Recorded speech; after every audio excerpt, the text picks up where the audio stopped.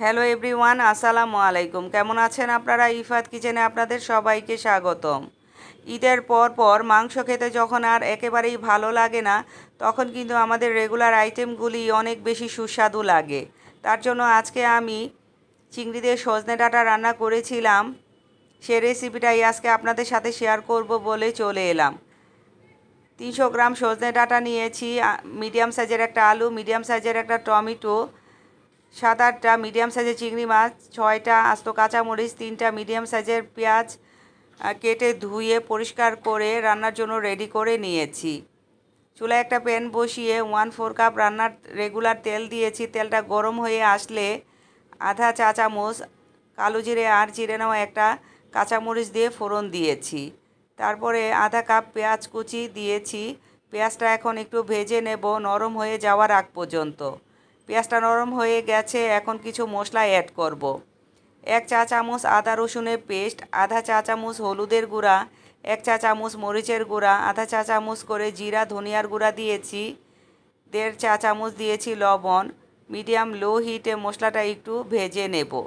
এভাবে যদি মশলাটা একটু ভেজে নেন তাহলে কিন্তু তরকারির কালারটা খুব সুন্দর আসবে। তারপরে আমি এখানে আধা কাপ পানি দিয়েছি। এখন সময় করে একটু মশলাটা কষিয়ে নেব। এই অবস্থায় চুলার হিটটা রেখেছি মিডিয়াম। মশলাটা কষানো হয়ে গেছে। চিংড়ি মাছ, টমেটো আর মরিচগুলো এখানে দিয়ে দেব।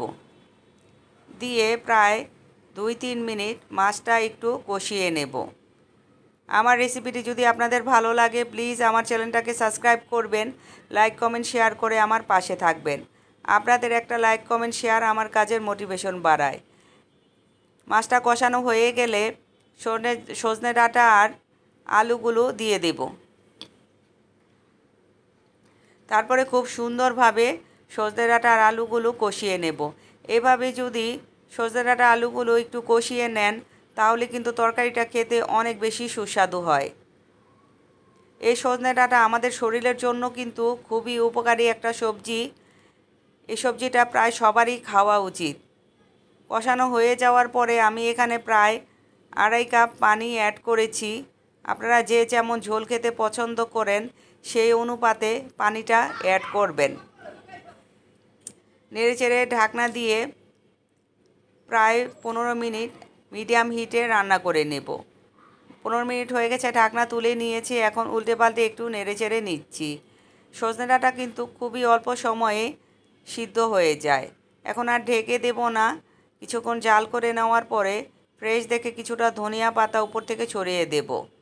তারপরে ঢাকনা দিয়ে ঢেকে প্রায় 2 মিনিট জাল করে গ্যাসের চুলাটা অফ করে দেব। ঢাকনা তুলে আপনাদের দেখাচ্ছি, দেখেন মাশাল্লাহ কতটা লোভনীয় হয়েছে এই সজনে ডাঁটার তরকারি। আর খেতে তো হয়েছে অসাধারণ। যাই হোক, ভালো থাকবেন, সুস্থ থাকবেন, আমার জন্য দোয়া করবেন। দেখা হবে নতুন কোনো রেসিপিতে। আল্লাহ হাফেজ।